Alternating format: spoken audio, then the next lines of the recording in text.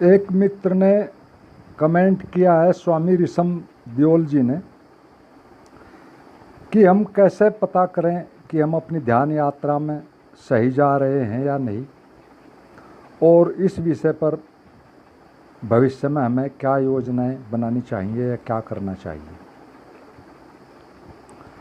तो ये पार्ट 4 है जो मैं बना रहा हूँ। पिछली वीडियोस 3 थी, ये चौथा उनका पार्ट है।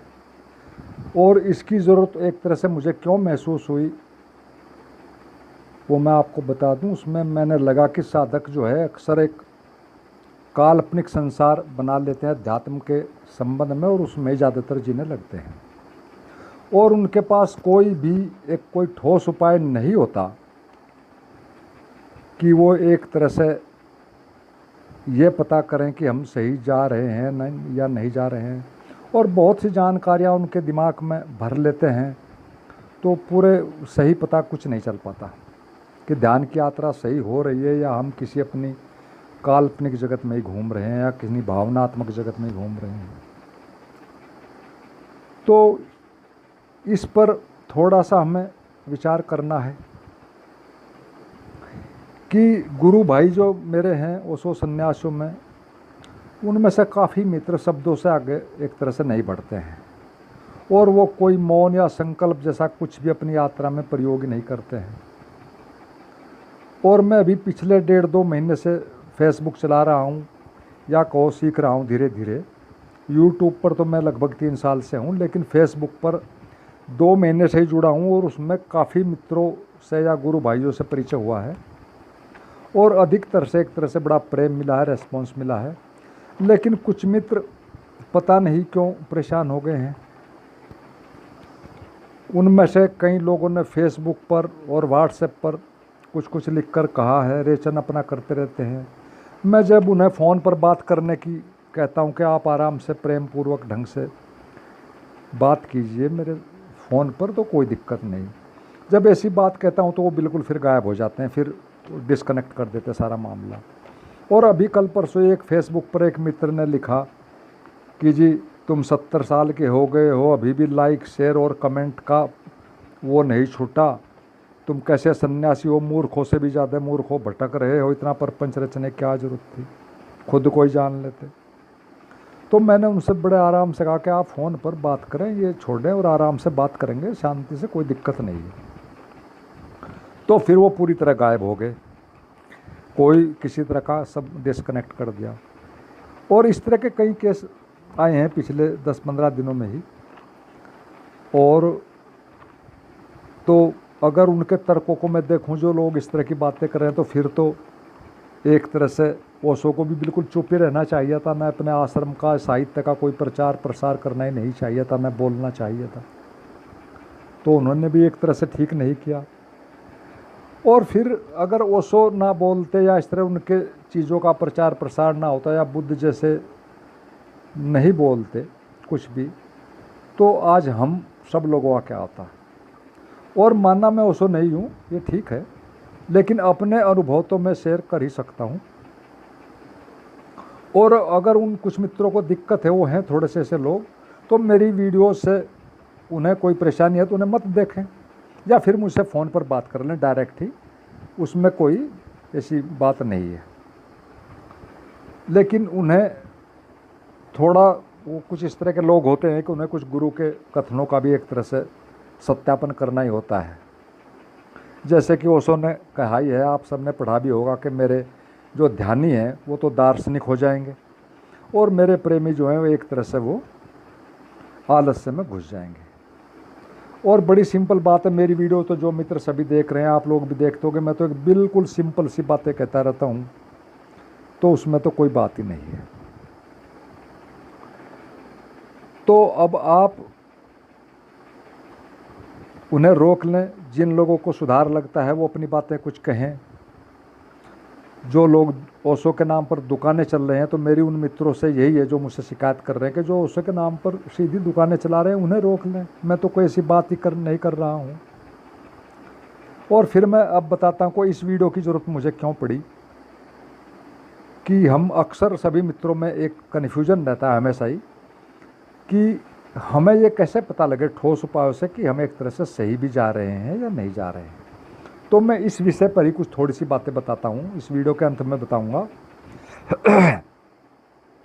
ओशो के शरीर छोड़ने के बाद से ही जो लोग उनके अति निकट थे, जैसे ही उन्होंने शरीर छोड़ा और फिर उन नज़दीक वाले लोगों में कैसे वाक युद्ध चला, अदालती युद्ध चला, आप सब लोग अच्छी तरह जानते हैं और अब तक भी चल रहा है। अभी मैंने पिछले साल ही देखा टीवी पर, सोशल मीडिया पर बड़े बड़े हेडिंग्स में आ रहा कि ओशो को किसने मारा। इस तरह की बातें ये उन लोगों की हैं जो सबसे ज़्यादा नज़दीक रहे और ओशो जीवन भर प्रेम का ही पाठ पढ़ाते रहे, और वो लोग भी प्रेम की बातें करते हैं, लेकिन उनका हाल ये है। माँ आनंद शिला के बारे में आप सभी लोग जानते हैं, ओशो के कितने निकट थी। सारा रजनीशपुरम का जो भी अमेरिका में काम हुआ सब उन्हीं के उससे हुआ।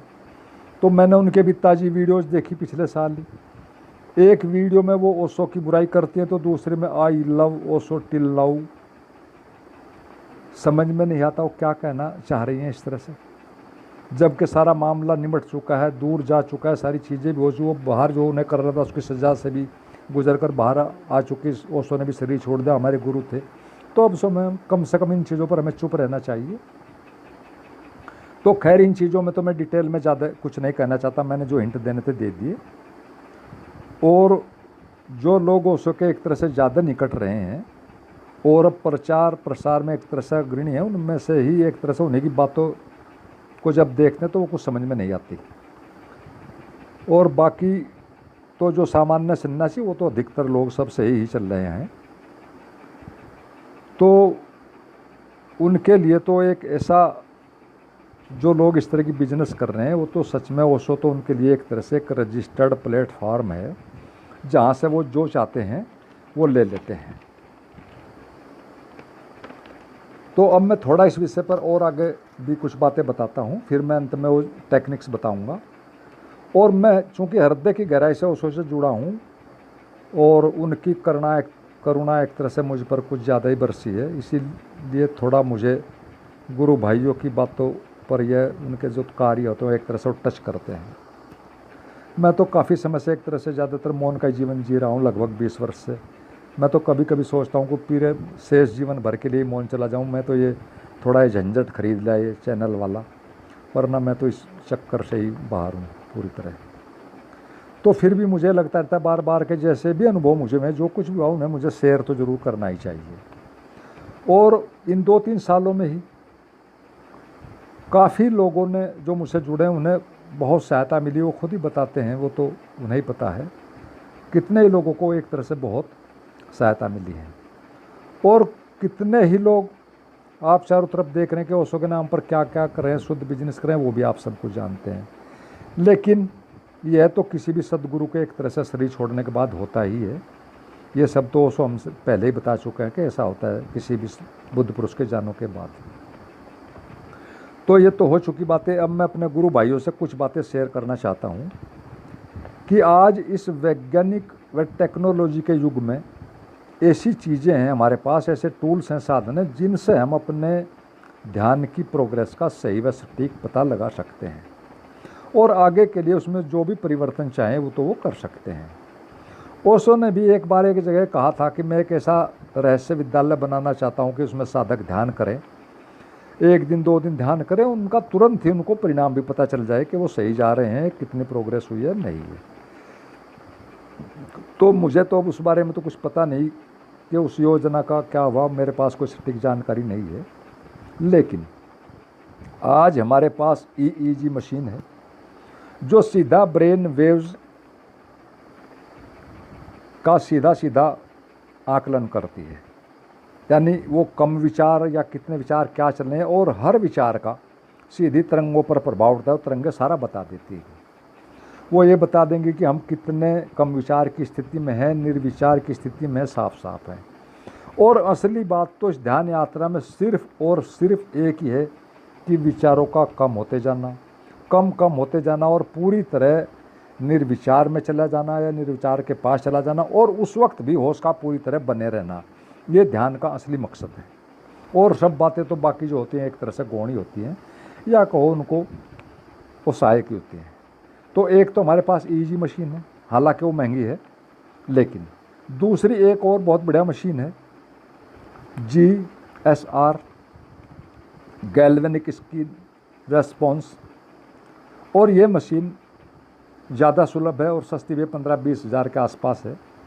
तो साधक इससे भी अपनी प्रोग्रेस एक तरह से जांच सकता है।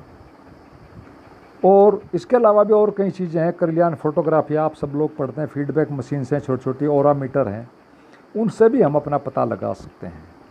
मेरा तो निवेदन सिर्फ इतना ही है कि हमें ध्यान की क्वांटिटी के बजाय, यानी लंबे समय तक करने के बजाय, उसकी क्वालिटी पर फोकस करना चाहिए, जो कि सद्गुरु ओशो अक्सर ही कहा करते रहे हैं। और यदि कोई मित्र या मित्रों का कोई ग्रुप मेरी इस विषय में कोई सलाह लेना चाहे तो ले सकता है। मेरे पास इस विषय पर पूरा का पूरा एक क्लियर विजन है। और आज टेक्नोलॉजी का युग है। ओशो को शरीर छोड़े 30 साल हो गए, तो क्यों न हम सब मिलकर एक तरह से अपने गुरु के कार्य को आगे बढ़ाएं, एक नए परिप्रेक्ष्य में आगे बढ़ाएं और सटीक चीज़ें एक तरह से करें। ओशो ने खुद कहा है कि जो समय के साथ चलता है वही असली धार्मिक व्यक्ति है। और फिर हम सब जानते हैं कि ओशो का साहित्य कितना बड़ा है, हर सब्जेक्ट पर उनका बहुत प्रवचन है, और एक तरह से उनका सारा साहित्य ज्ञान के एक तरह से सागर की तरह है।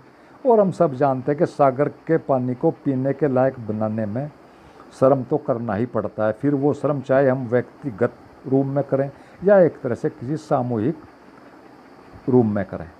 और ओशो तो चले गए हमारे ऊपर सब छोड़कर, उन्होंने किताबों में भी कहा, क्रांति बीज में मैंने पढ़ा कि मैं तो छोड़कर जा रहा हूँ, आप मेरे सपने पूरा करना, इस तरह की बातें कही हैं। तो ये सारी चीज़ों पर हमें सोचना है। मैं तो एक सिर्फ थोड़ा सा ये आपके सामने अपनी बात रख रहा हूँ। अब हम थोड़े से कुछ कोटेशन पढ़ते हैं ओशो के, उनमें एक दो और भी हैं ओशो के हैं, और फिर उनके बाद मैं ये वीडियो समाप्त करता हूँ। तो ओशो के एक कोटेशन है उनका पहला, आप सबने पढ़ा होगा कि अभी नहीं तो कभी नहीं।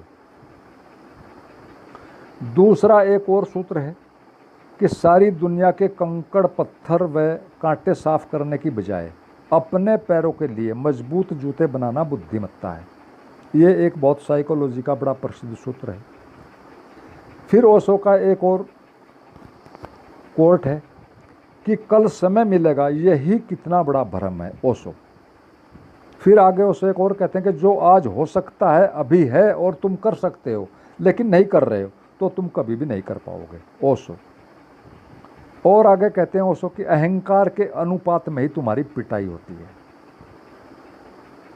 एक और मैं साइंटिफिक रिसर्च का थोड़ा आपको सूत्र रिमाइंड कराता हूँ मात्र, कि इस संसार में सबसे शक्तिशाली हमारा मस्तिष्क है, परंतु हम अधिकांश फैसले दिल से लेते हैं, यानी भावुकता में लेते हैं। एक और जय कृष्णमूर्ति का भी मैं आपको कोट सुनाता हूँ। ओशो ने बार बार जय कृष्णमूर्ति का जिक्र किया है, उनको बुद्ध पुरुष मानना है, और वो थोड़ा इनसे पहले भी आए हैं उनका भी। तो उनका एक बहुत अच्छा कोट है। तो जय कृष्णमूर्ति कह रहे हैं कि सत्य की खोज महत्वपूर्ण है, न कि आप या वह गुरु जो सत्य की खोज में तुम्हारी मदद कर रहा है। फिर ओशो एक जगह कहते हैं कि परमात्मा प्रमाण नहीं अनुभव है, यानी लिटरेचर से प्रमाण देने की, हमें उनमें उलझने की कोई ज़रूरत नहीं, सीधा अनुभव का मामला। हमें सारी चीज़ें अपने अनुभव पर ही सारी रिसर्च करनी चाहिए। और एक और रिमाइंड करा दूं, ओशो बार बार कहते हैं कि परमात्मा अनंत है और उसे पाने की विधियां भी अनंत हैं। तो मेरा कहने का सिर्फ अर्थ इतना ही है कि ज्ञान कहीं समाप्त तो होता नहीं है, उसमें हमेशा नई नई विधियां आती रहती हैं, नई नई जानकारियां आती रहती हैं, सब चीज़ें अपडेट्स होती रहती हैं। और इस आधुनिक युग में तो हर आदमी इन्फॉर्मेशन से उसका ब्रेन इतना ओवरलोडेड हो चुका है कि बिना उसका साइको एनालिसिस किए उसको विधि देना या किसी विधि पर काम करना एक तरह से व्यर्थ में समय बर्बाद करने जैसा ही है। तो ये तो जो मैंने कहना था आप समझ गए होंगे कि मेरे कहने का अर्थ क्या है। और अंत में मैं सिर्फ ओशो का एक महत्वपूर्ण कथन आपको रिमाइंड कराता हूँ और फिर इस वीडियो को क्लोज करता हूँ। ओशो कहते हैं कि मैं जो कहता हूँ वह सही है, ऐसा नहीं है। मैं जो कहता हूँ वह आपको सोचने में यदि संलग्न कर दे तो मेरा काम पूरा हो जाता है। तो ये भी ओशो का ही वो है। तो मैं तो ये वीडियो तो मित्रों यहीं पर समाप्त कर रहा हूँ, और अगला वीडियो में पूरी तरह जो मशीनें मैंने बताई इनके बारे में और ब्रेन वेव्स के ऊपर मैं डिटेल में पूरी चीज़ें आपको स्पष्ट करने की कोशिश करूँगा। और यदि आप मित्रों को ये अच्छी लगी हो वीडियो तो उसको लाइक, शेयर और सब्सक्राइब ज़रूर करें, कमेंट करें। और अंत में आप सभी मित्रों को मेरा प्रणाम।